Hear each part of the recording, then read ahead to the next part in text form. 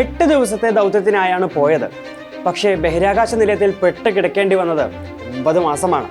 ഒടുവിൽ സുനിത വില്യംസിനും ബുച്ച് വിൽമോറിനും നനച്ച വണ്ടി കിട്ടിയപ്പോൾ ആശ്വാസമായത് അവർക്ക് മാത്രമല്ല, നമുക്കും കൂടിയാണ്.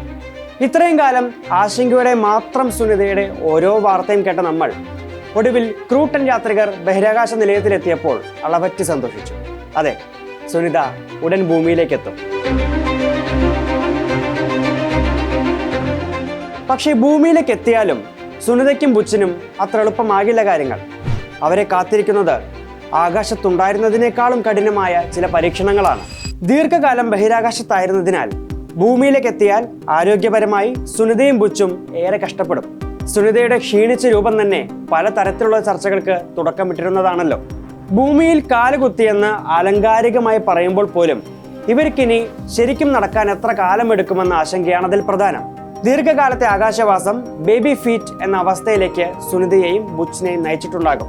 അതായത് കാൽപാദങ്ങളുടെ അടിവശത്തെ ചർമ്മം കുഞ്ഞുങ്ങളുടേതിന് സമാനമായ രീതിയിലായിട്ടുണ്ടാകും, അതായത് മൃദുവായിട്ടുണ്ടാകുമെന്നർത്ഥം. അതിനാൽ തന്നെ ഭൂമിയിലെത്തിയാൽ നടക്കാൻ വല്ലാതെ ബുദ്ധിമുട്ടേണ്ടി വരും. ഗുരുത്വാകർഷണവും ഘർഷണവും മാറിയത് മൂലം ഉണ്ടാകുന്നതാണിത്.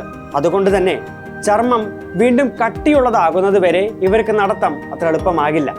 ആഴ്ചകൾ മുതൽ മാസങ്ങൾ വരെ ഇതിന് സമയമെടുത്തേക്കാമെന്നർത്ഥം. ഗുരുത്വാകർഷണം ഇല്ലാത്തത് എല്ലുകളുടെ ആരോഗ്യത്തെയും ഗുരുതരമായി ബാധിക്കും. മൈക്രോഗ്രാവിറ്റിയിൽ കഴിഞ്ഞതിനാൽ ഇവരുടെ മസ്തികൾക്ക് ബലക്ഷയം സംഭവിച്ചതായി ഇതിനകം റിപ്പോർട്ടുകൾ വന്നിട്ടുണ്ട്. അതുപോലെ ഭൂമിയിലായിരിക്കുമ്പോൾ ചെറിയ ചലനങ്ങളിലൂടെ മസിലുകൾ കരുത്തു നേടും. എന്നാൽ ബഹിരാകാശവാസത്തിനിടയിൽ അത്ര ക്ലേശകരമായ ചലനങ്ങൾ ഇല്ലാത്തത് മസിലിന്റെ കരുത്ത് കുറയ്ക്കും. ഗുരുത്വാകർഷണത്തിനെതിരായി ഹൃദയത്തിന് രക്തം പമ്പ് ചെയ്യേണ്ടതിനാൽ ബഹിരാകാശവാസകാലത്ത് ഹൃദയത്തിന് ജോലി കുറവായിരിക്കും. രക്തചംക്രമണത്തിൽ ഇത് മാറ്റങ്ങൾ വരുത്തും. ശരീരത്തിന് താഴ്ഭാഗത്തേക്ക് രക്തയോട്ടം കുറവായിരിക്കും. ഇത് രക്തം കട്ട പിടിക്കുന്നതിനും കാരണമാകാം. ഫ്ലൂയിഡുകളെയും ഇത് ബാധിക്കും. ഐബോളുകളുടെ ആകൃതി, കാഴ്ചശക്തി എന്നിവയെയും ദീർഘകാലമുള്ള ബഹിരാകാശവാസം ബാധിച്ചേക്കാം. അതുകൊണ്ടാണ് ബഹിരാകാശത്ത് ശാസ്ത്രജ്ഞർ കണ്ണടകൾ ഉപയോഗിക്കുന്നത്. ബഹിരാകാശ നിലയത്തിൽ തങ്ങുമ്പോഴുള്ള മറ്റൊരു വെല്ലുവിളി റേഡിയേഷൻ സാധ്യതയാണ്. ഭൂമിയുടെ അന്തരീക്ഷവും കാന്തിക വലയവും ഉയർന്ന തോതിലുള്ള റേഡിയേഷനിൽ നിന്ന് മനുഷ്യ ശരീരത്തെ സംരക്ഷിക്കുന്നുണ്ട്. എന്നാൽ അത്തരത്തിലൊരു സംരക്ഷണം ബഹിരാകാശ കേന്ദ്രത്തിലുള്ളവർക്ക് ലഭിക്കുന്നില്ല, കഴിഞ്ഞില്ല.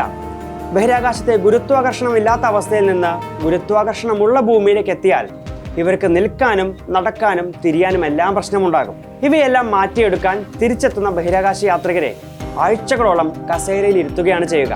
ഇതുകൂടാതെ തലകറക്കവും മന്ദതയും ഉണ്ടായേക്കും. നേരത്തെ പറഞ്ഞ ഹൃദയത്തിൽ നിന്നുള്ള രക്തം പമ്പ് ചെയ്യുന്നതിലുണ്ടാകുന്ന മാറ്റമാണ് ഇതിന് കാരണം.